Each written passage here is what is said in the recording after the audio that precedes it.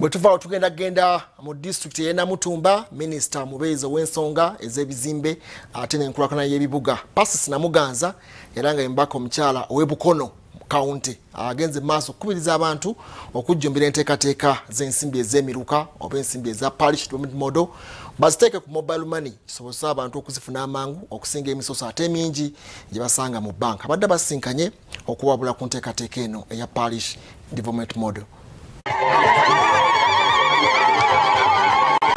Omubaka wa Bukono County mu Parliament era Minister Mubeezi w'ebyettaka amayumba n'enkulaakulana y'ekibuga Pasis Namuganza asomeseza ku ssente za Parish Development Model ng'asinzidde Kibaale Namutumba.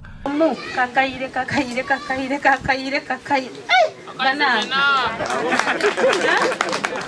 Amina.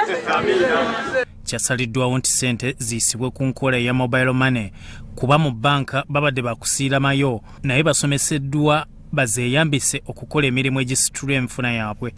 Pulezidenti yakoba tituyidde kukyusa mawulire ge twatandika nago. Omuntu bamuwa akakayire katya alala.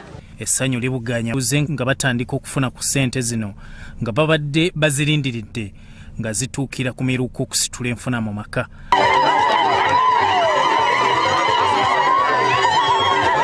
Minister Namuganza kubiriza abantu b'e Namutumba obutaswaza President Museveni yaleta enkola eno nga buli ggombolola bakugiwa okadde 117 mu kusooka. Kobera President kyatuye muyambe mutamuswaza so that bana babayire naye abakali naye mu lutalo balobeeko banti olabye kuba yabakoba ati mwe muli ready mala kale nze njana kyabagana nti enswa bw'ekyusa amaaso nga nawe okyusa ki so n'olwekyo esente tewali kulangirira kulala zigende kuki kumuluka.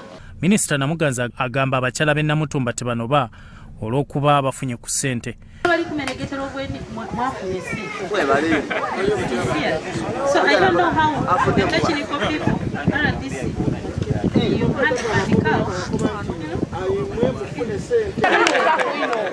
Mukisa Kalulu ssentebe wa LC okutane Namutumba agamba ab'emiruka bakolagane bulungi n'abantu nga babawandiika. Ab'emiruka basigale nga bapreparinga abantu bano kubanga bwe ndinaatuukira diti mutandike kuba wabuwe bwe ndingirira ku diti abo bemupreparinze bafune ssente dayibwe.